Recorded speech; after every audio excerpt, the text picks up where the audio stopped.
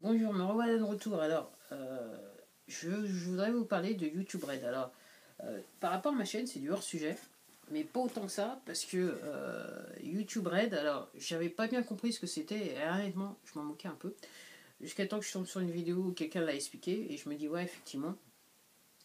Et alors, YouTube Red, alors pourquoi je vais en parler, c'est que au début d'Internet, j'ai vu les tout débuts d'Internet, j'ai vu aussi les débuts de YouTube.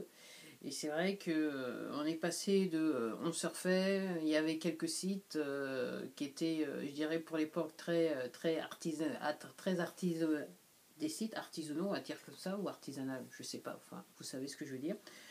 Bon, esthétiquement, tout ça pour dire que esthétiquement c'était peut-être pas le top du top, mais c'était, en ce qui me concerne, moi je trouvais ça excitant et amusant d'aller surfer, de regarder certains trucs. Donc moi j'ai vu le début d'Internet, j'ai aussi vu le début de YouTube.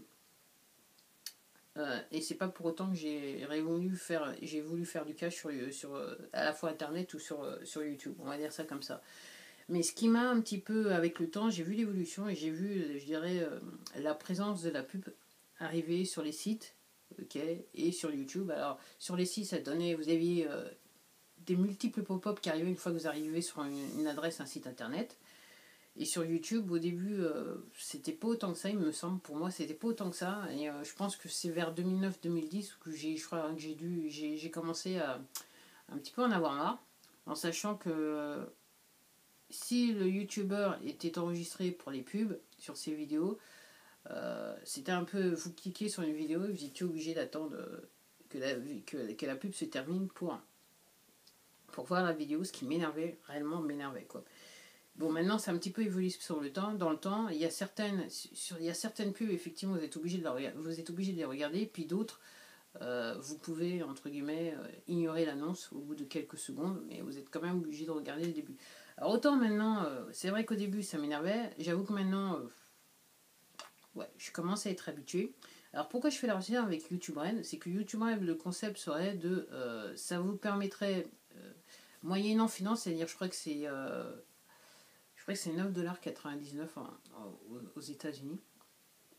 Moyennant finance, vous avez l'opportunité d'acheter une option qui vous bloque la pub, sauf peut-être la publicité de grands groupes qui peuvent payer YouTube pour que certaines de leurs pubs soient toujours visibles sur certaines chaînes.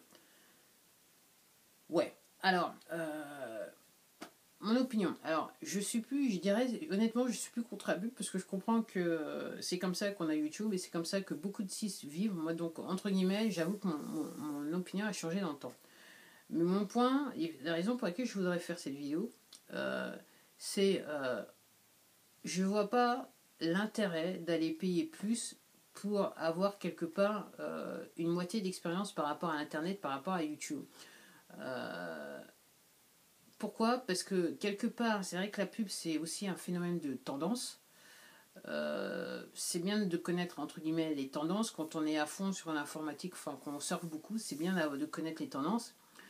Euh, et et d'un autre côté, je me dis, c'est bien d'avoir une expérience gratuite. Moi, si j'ai accroché à l'Internet, si j'ai accroché à YouTube et d'autres plateformes, c'est que tout simplement, le truc était gratuit. Je dirais le capital de départ, il fallait acheter l'ordinateur, il fallait acheter l'abonnement, enfin, il fallait acheter un abonnement pour une connexion Internet, et le reste était, en ce qui me concerne, gratuit. Je suis resté dans cette optique dans le temps, dès que j'ai commencé jusqu'à présent. J'achète rarement des softwares, des logiciels, excusez-moi.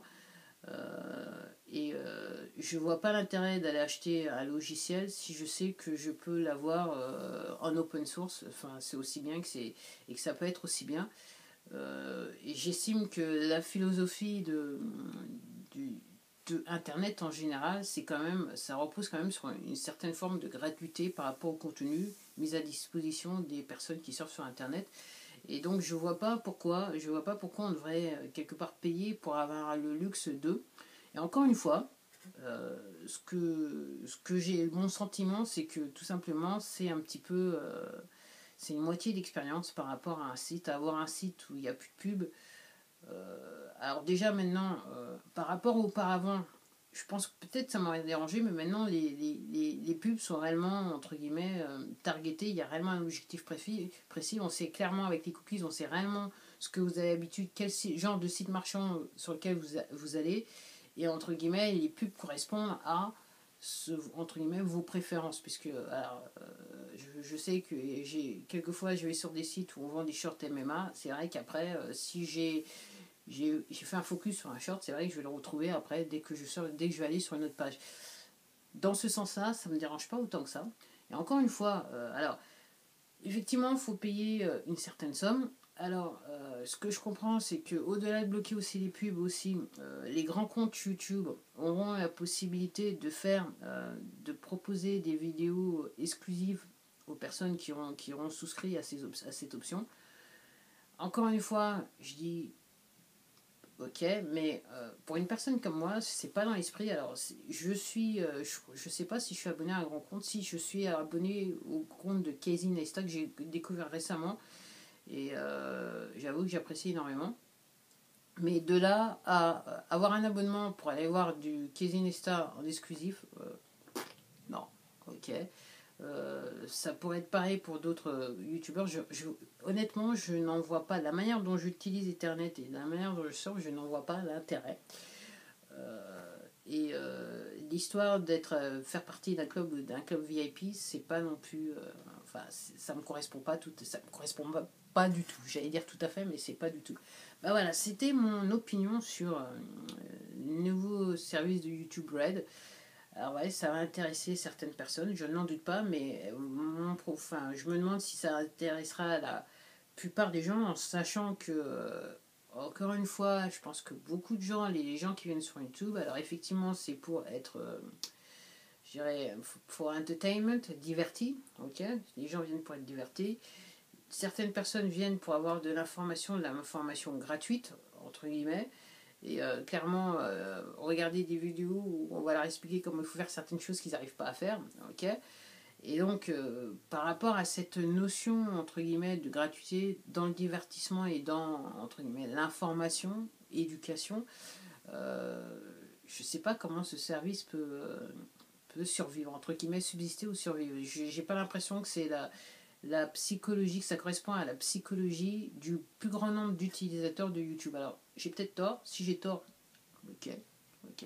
Mais voilà mon opinion sur le sujet, voilà mon opinion sur YouTube Red. Alors, tout ça pour vous dire, je risque pas de souscrire à YouTube Red s'il est en France. Alors, je sais même pas s'il est en France, voilà. Mais je dirais que cette philosophie, c'est assez bizarre. C'est un petit peu comme voilà, quand Canal+ est arrivé avec son service paiement, satellite paiement, machin chose. C'est une idée que je trouvais étrange, très étrange, et qu'à ce jour je trouve très étrange. Alors vous ayant dit ça, j'ai succombé récemment, enfin, quand Netflix a été lancé en France, effectivement, je suis partie des premières personnes qui se sont abonnées à Netflix. Et bon, j'aime assez le concept de vidéos. Alors, peut-être pas maintenant. Alors, comparé, je sais que par rapport au service américain, on a un service très réduit. Mais bon, moi, par rapport à mon usage, ça me correspond. Je suis pas toujours planté derrière une tablette à regarder du Netflix, mais occasionnellement, effectivement, je le fais. Je trouve que voilà. Et puis surtout, bon, il y a clairement des shows de Netflix qu'on a peut-être un petit peu du mal à retrouver